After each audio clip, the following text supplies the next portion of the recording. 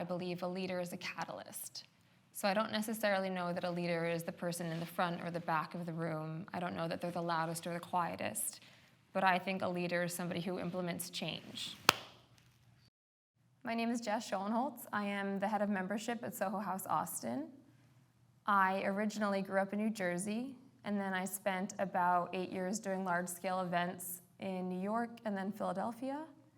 And then I took a 2.5-year-long hiatus to do van life, where I drove around the country and did about 70,000 miles between the contiguous US and then Western Canada.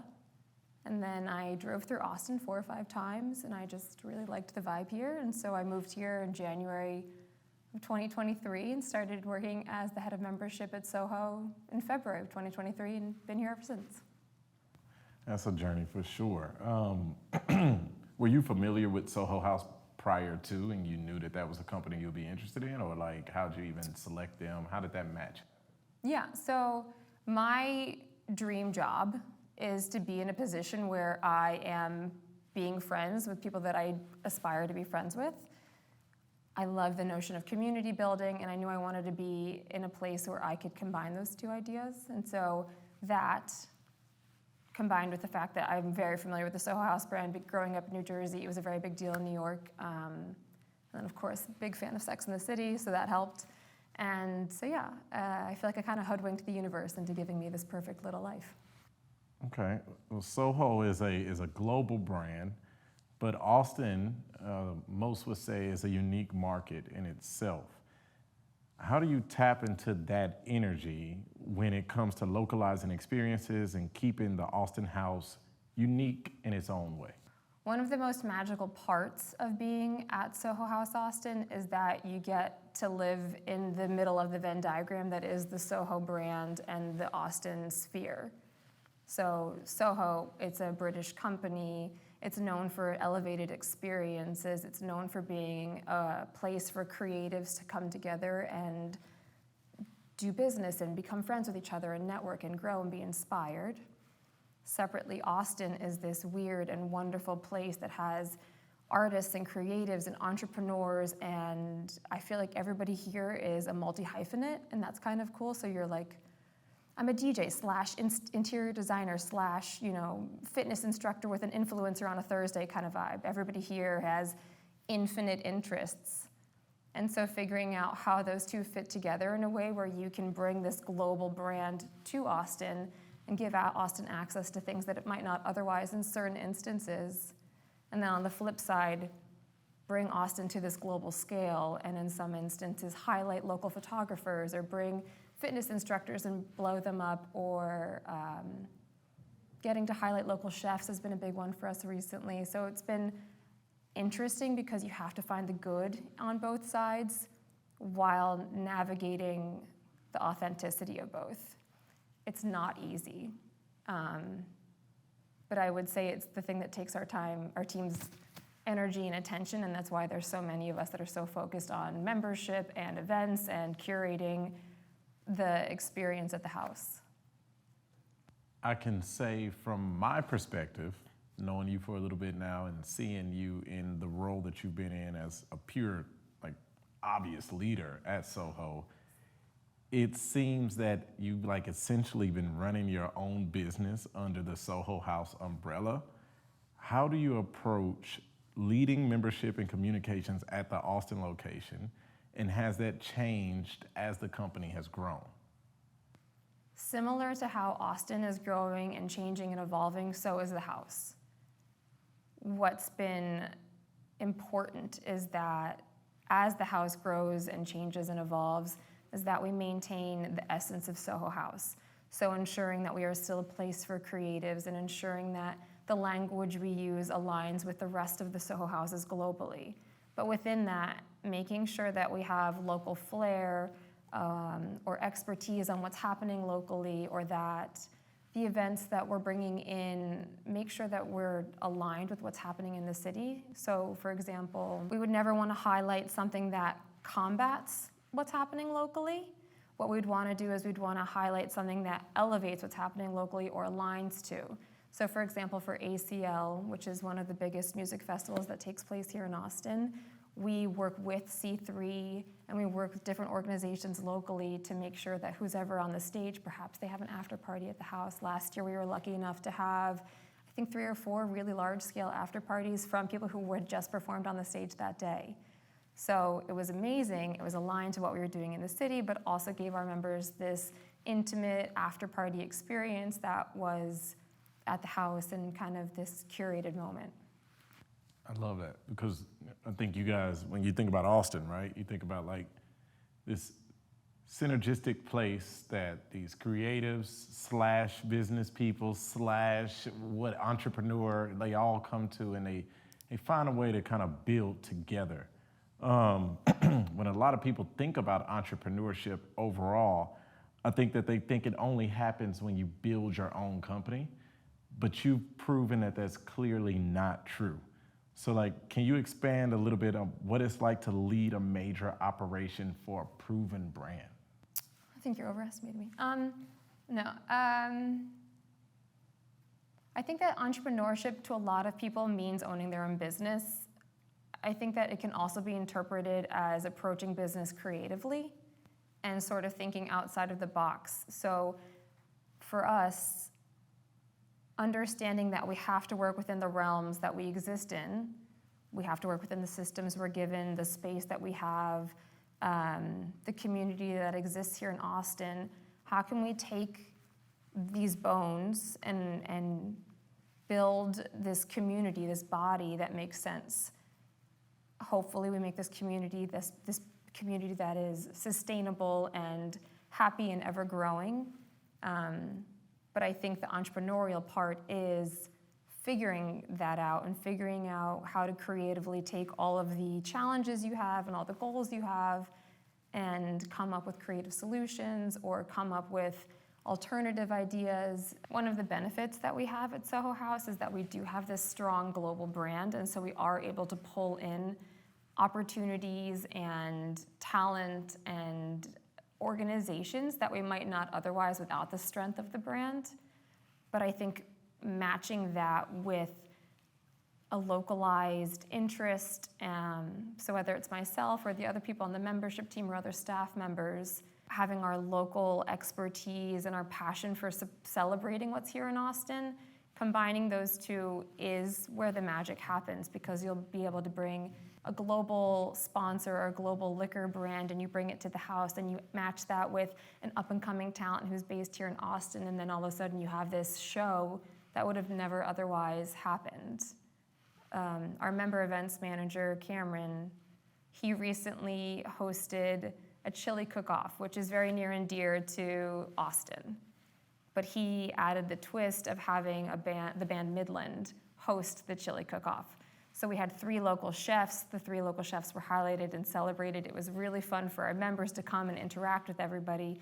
But then there was this global portion where we had a very renowned talent there, and they tried all the chili, and they were interacting with the members. And so I think the entrepreneurial part is navigating the realities of the world creatively and not necessarily seeing challenges as a stop so much as an opportunity.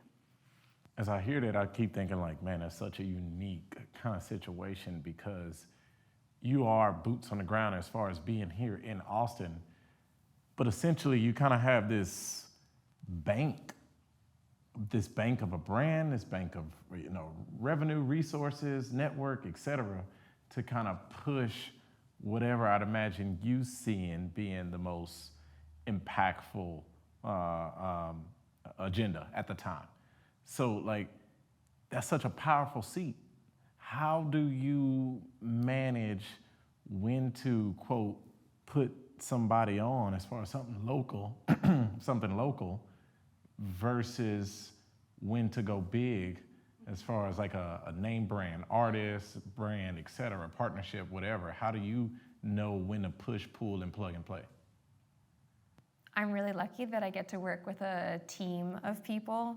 Here in Austin, I have a membership manager named Gabby and a member events manager named Cameron. The 3 of us work with a national events team and a global partnerships team. We also happen to be very much so in contact with the people at the other houses. And so the combination of relationship building with the understanding of what's happening locally and when people are in town versus when you might want to do something more intimate because it's, I don't know, it's summer and everybody's gone to wherever they're trying to flee the heat from. All of that combined, yes, it's really special that we get access to high-level talent. It's really special that we have access to the people who have these creative events that can offer members once-in-a-lifetime sort of opportunities. But in no way, shape, or form am I the only one behind that. Mm-hmm. That was a great political answer, by the way. Thank you. When I think of the Austin House and I think about you, how much of your own just unique, this is my own personal question, how much of your unique personality is kind of woven into the experience that is Soho House Austin? I think unfortunately a lot. Because we're a private members club, knowing who our members are is infinitely important. And separately, one of the really cool things is that our staff and our team is part of the experience. While yes, of course, we have a restaurant, we're not a restaurant. And while yes, of course, we have a cinema, we're not a movie theater. We are this overall experience where when you are greeted at the front desk all the way up to when you're having dinner and you're watching a concert or whatever it's gonna be, our staff's personalities are infused throughout the entire thing. So while I'm sure my personality has made an impact on the house, so has everybody else's. And I think that's one of the magical things at something like Soho House Austin, where when I get to meet members, if I know that you're interested in entrepreneurship and fitness, and I know that this member is interested in fitness and apps and technology, perhaps I connect you guys and you guys have a relationship that you wouldn't have otherwise been able to access. Or I understand that you just moved to Austin and you're interested in making friends, and perhaps we get to invite you to an intimate dinner or a really fun party that aligns with the kind of music that you're interested in. And so, yeah, I would say that we're lucky that our personalities get to shine at work. I want you to stay there for a second and touch more on that process, because you just described like individually learning and then connecting people, almost like a matchmaker, a Tinder, but for networking. And like, how much of that is the streamlined Soho House process, and how much of that is you and your team taking the time to learn your members and make those dots connect? What's fascinating about community building is that there's no such thing as a streamlined process.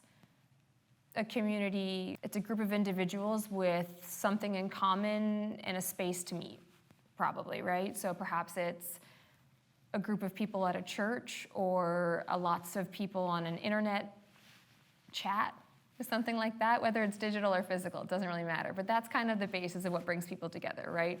People with a reason for gathering and a space to do so. At our house, we have creatives, most often who are looking for other creatives, and we happen to have a really beautiful space to host that. I don't think there's any one way to drive community, because every person within that community is different. Some people are introverted, some people are extroverted, some people love events, some people want curated, high-touch interactions, some people want to get to know our staff, some people have no interest in getting to know our staff. Some people come to feel happy in a space, and some people come because they want to get, I don't know, a hands-on workshop with color theory with one of our local artists. And I think understanding that every person has, while similar reasons for being there, it's not the same reason for being there. And so I don't think there is such thing as streamlined process. And so our team takes a lot of care to get to know our members. What is exciting is when you do get to know these members and you get to make a positive impact on their life, and it ripple effects, and then we get to know their friends and their partners and sometimes their children. And then you can see how we've played a smaller part in somebody's life, but in a really fun way. That sounds like, at least to me personally, that sounds like a dream company to work for. Like, most people stay within a company for a year or two and then they move on. But how has your career changed as you've grown alongside Soho House, And then what's kept you wanting to continue to grow with them? I've been really fortunate throughout the 15 years or so that I've worked in events and hospitality and community building to at every stage be part of a community that is changing and evolving and trying to do something really cool. So I used to work in communities that were trying to develop medicines, and then that developed into communities that were working on hotels and hospitality situations. I then started working in cruising and travel for a little bit, and now I'm doing this where I am the hospitality person that is hosting this community. And so I've been really fortunate throughout my career to have always gotten an opportunity to connect with the people in the community that I'm serving. And I do believe that at its core, if you get to know the people that you're working for and working with, you're gonna care. And if you care, you're gonna do well. And if you're gonna do well, you're gonna make your customers happy. And so I think cyclically, getting to know people is at the core of success. I love it. So it's people driven. We love human-to-human love. Right.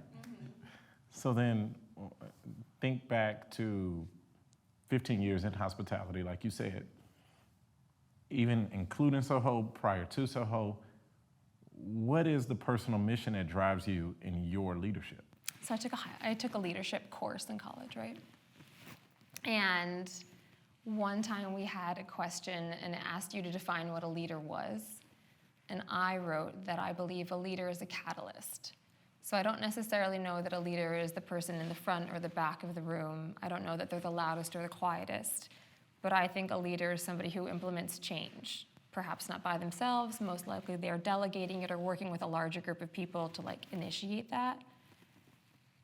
But at its core, I think a person who is figuring out how to make improvements or changes or adjustments to better the lives of who you're serving or who you're working alongside or whatever it's going to be. I think that's what a leader is. And so throughout my career, I've kind of just gone by the ripple effect where hopefully you can make one small change and that leads to a medium change and that leads to a larger change. I don't know that I've personally seen it in its effect yet, but my hopes are held high. So. One, I love that answer. Two, Tupac has a very similar answer. We're really similar, Yeah, Tupac and I, you yeah, know. I can see it. We get confused for each other all the time. So, looking back at the years, what has surprised you most about your journey? For many reasons, I feel like one of the luckiest people in the world. As it pertains to my career, I feel really, really fortunate that I've gotten to choose every step of my growth. So I've never felt like I had to do something. I've never felt like I've been forced to do something. I've never had to choose something out of desperation. I'm really lucky that at every single step I've decided, I'm going to go for this promotion. I'm going to aim for this new job. I'm going to quit my job, sell my house, and move into a van. I'm going to move to Austin. I think a combination of luck and a little bit of stupidity and a lot of bit of hard work can get you pretty far. And so I think, I don't know that I've been surprised by the steps I've taken. I've been surprised by it working out consistently. I would like to believe that I'm a positive person, and so I'd like to believe that no matter what happens, I'm gonna see the brightest side, and so I don't know that I would ever have an incident where something is 50-50 good and bad, and I choose to see the bad side. I'd like to think I'm always gonna choose to see the good side, and if that's the case, you're always gonna be excited by how it works out because you're always gonna see success. So do you feel like that has anything to do with you just kind of going the right path? You're in alignment, you're going where you should, whether it's taking the stupid step, taking the lucky step, or taking the hard-working step, you're going the right way. I think that if you're gonna fail, fail fast. I totally believe in the value of failure. I think that doing something and doing something incorrectly and learning from it is probably more valuable than constantly getting lucky. So I don't know that I've always been fortunate enough to make the perfect decision, but I think that I've been lucky enough that in the grand scheme of things, the bad decisions have made the good decisions possible. I like that. I like that a lot. They all play a role. They all play a role. Yeah. Okay, Jess. Batman needs Joker, you know? Whatever. Last question. Is there a piece of advice you would give to anyone who wants to work in a creative leadership role like yours?